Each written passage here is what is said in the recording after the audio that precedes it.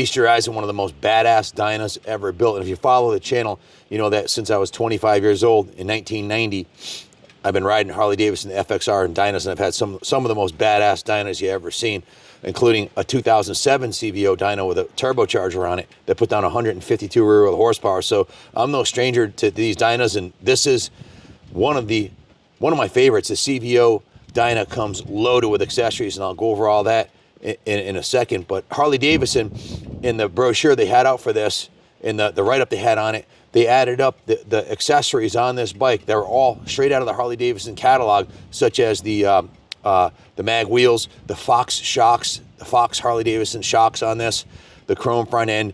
They added up the accessories and upgrades, and it was over $8,000 in 2002, which would be like 16 grand in today's dollars for all the upgrades this bike came from the factory with.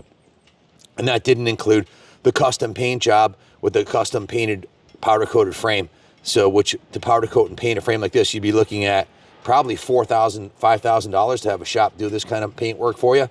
It's absolutely stunning. So Willie G. Davidson himself, who at the time was at the pinnacle of his career in designing Harleys. He'd been with he's the grandson of the founder of Harley Davidson, Willie G. Davidson. He still works for Harley in their motorcycle museum now. So he designed this motorcycle. It's straight from the desk of Willie G. And it's bristling with trickery from front to back. In fact, very little on this motorcycle is similar to a regular Dyna Wide Glide, other than the frame geometry and the engine cases and that kind of thing, because every single component on this motorcycle is in some way better or different on the CVO. And to buy a CVO today, you couldn't touch a new CVO for under $35,000. So, and they don't make the Dyna anymore, which makes it somewhat of a collectible bike just because it's a CVO Dyna. So the CVO status puts it all at another level. And quite a bit of work's been done on the bike mechanically. I'll get into that in a second. One of the weak spots of the twin cams engines was the cam chain adjuster. That whole circuit has been just, everything under the cam plate cover has just been completely renewed this year by my friend Doug, who actually had a shop do it for him. He purchased this bike from me a little over 2 years ago. If you punch up the video, Kaplan Cycles, Dyna Wide Glide, or CVO Dyna, it'll come up. I've had a bunch of these. My Uncle Dale had a red one.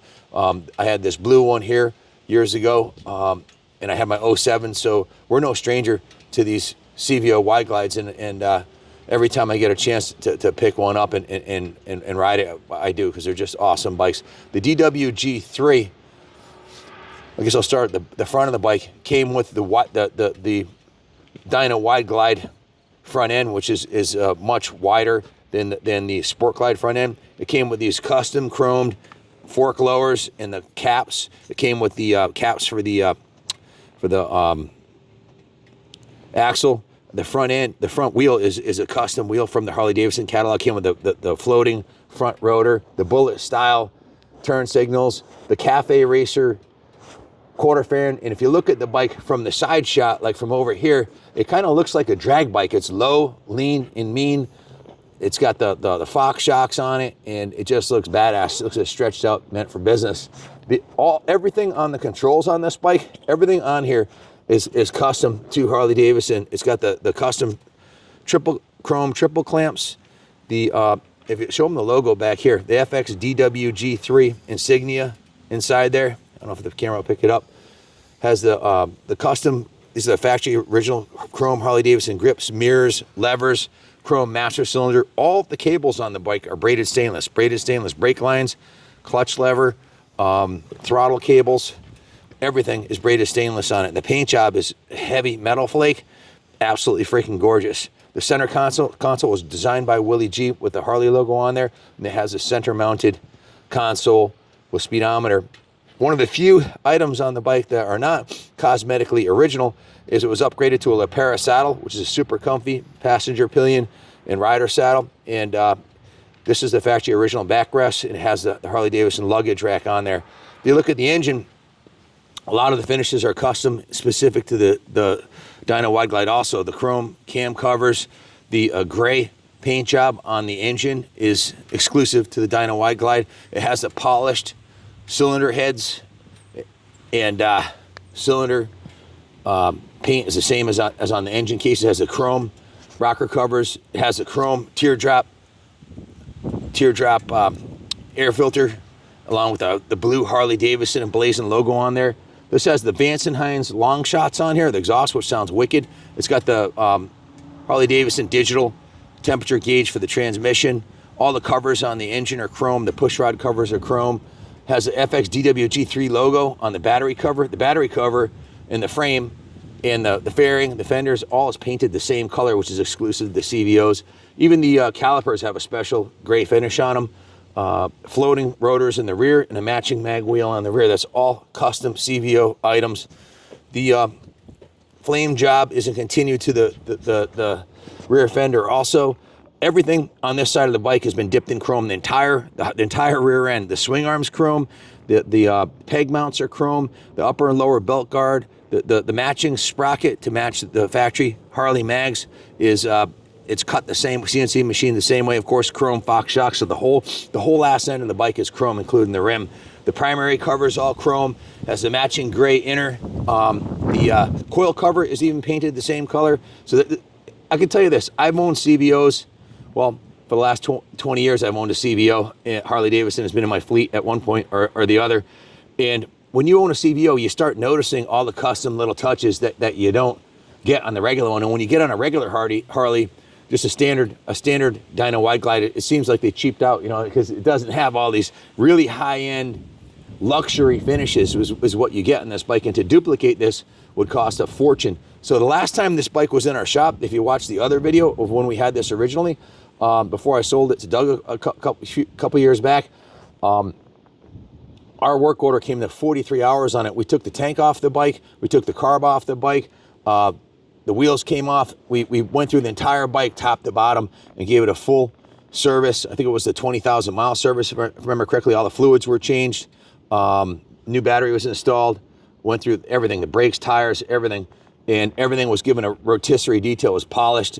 We do, you know, museum quality detailing, so it was given a full detail. And then Doug took the bike and he put another $4,000 into it. And I'll go over with you in a second what he did to it. He did quite a bit to the engine. Before I do that, I want to point out the original factory CVO forward controls, the duckbill fairing on the front here, underneath the engine. That's another thing that kind of gives it that dragster look. The Harley Davidson shift and linkage, everything on the bike's custom chromed or billet or right from the factory. So, and you get the goods, you get the Fox shocks on there. It rides amazing. It looks amazing. It runs like a brand new bike. It rides like a brand new bike, and it sounds like a brand new bike. So, I want to go over here with you some of the receipts I have that Doug just did to the bike too, that I'll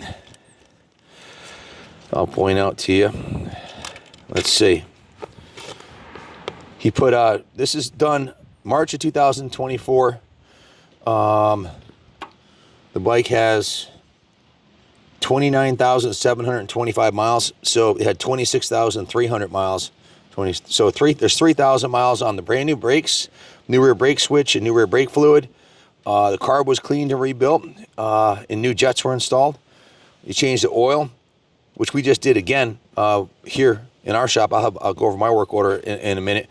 New oil, new filter, new transmission oil, new primary oil, new spark plugs, and lube the cables. That was a total of, there was 3 invoices, one for $235 for the brakes. The carb clean and rebuild was $410, and then $505 for the full service.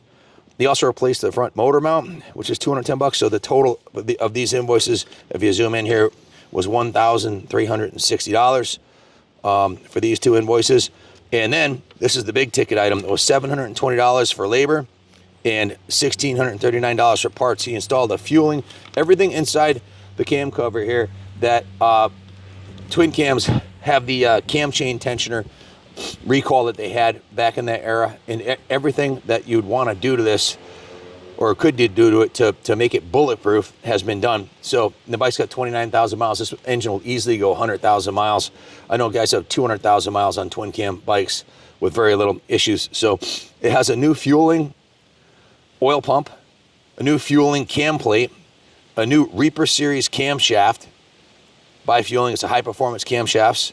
Has the high-performance hydraulic roller lifters new hydraulic tensioners, the cam chain tensioners, new sprockets, cam chains, sprockets and spacers, new Timken bearings, new gaskets, new O-rings, new exhaust gaskets, and new ARP fasteners, washers, moly paste, Loctite, and hardware.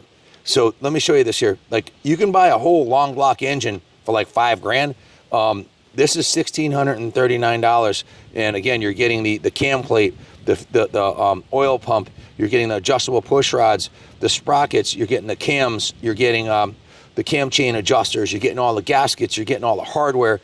It's a whole kit. It's discounted because it's a kit, but it's still $1,639. So I added up his receipts. There was just under, it was like $3,800 that was just put into the bike this year, and that's, you know, if you're buying a classic like this, to have all those receipts and know everything was done properly is key.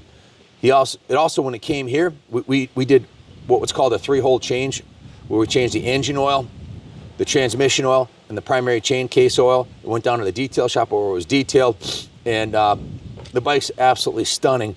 Now, it's not brand new. It does have 27,000 miles on it, or 29,000 miles on it. And the paint is absolutely freaking gorgeous, but there are a couple of defects on the tank that I want to show you. So I guess I'll start at the front here. I'll go over the whole bike with you, or I'll just cut right to the chase. This is the defect on the tank, because there's really no other major defects on the paint. Right here, they had this in there when I sold it to Doug, and I think, let's see, are there any?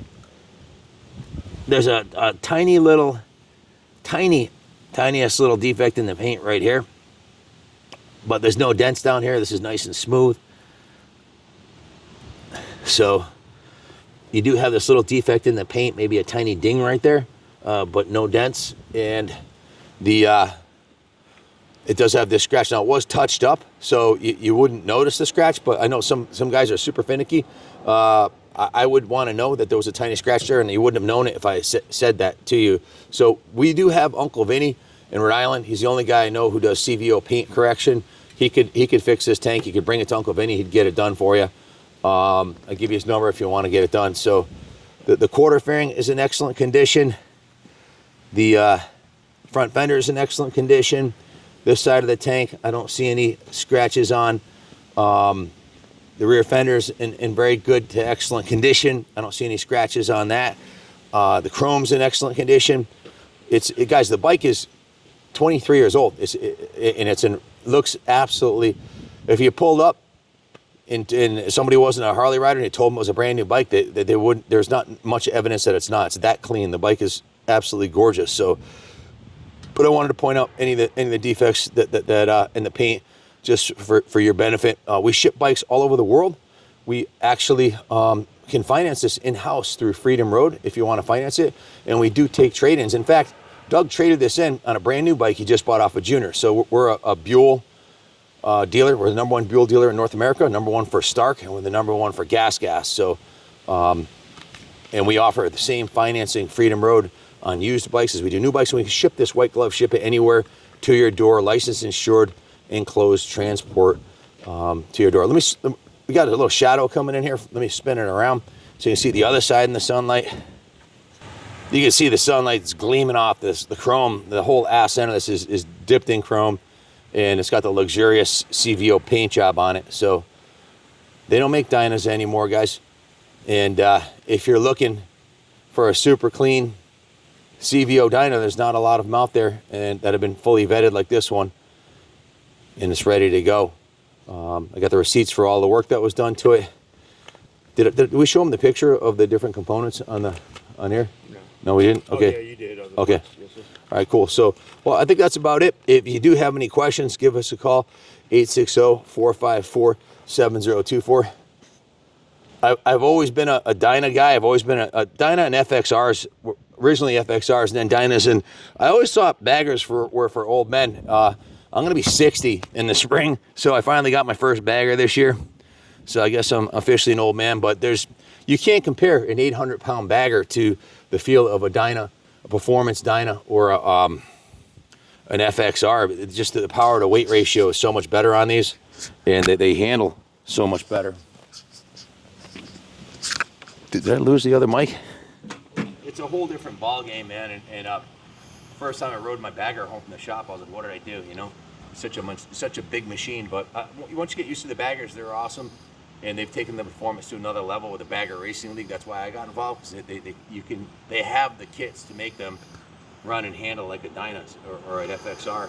It just costs a lot of money. So this one is an investment quality classic. It's gonna go up in value. It's fully depreciated. Financing is available reasonably, or you can pay cash. Either way, it's money in the bank. Dyna Wide Glide. If you have any questions, call us. Thanks for watching. God bless America.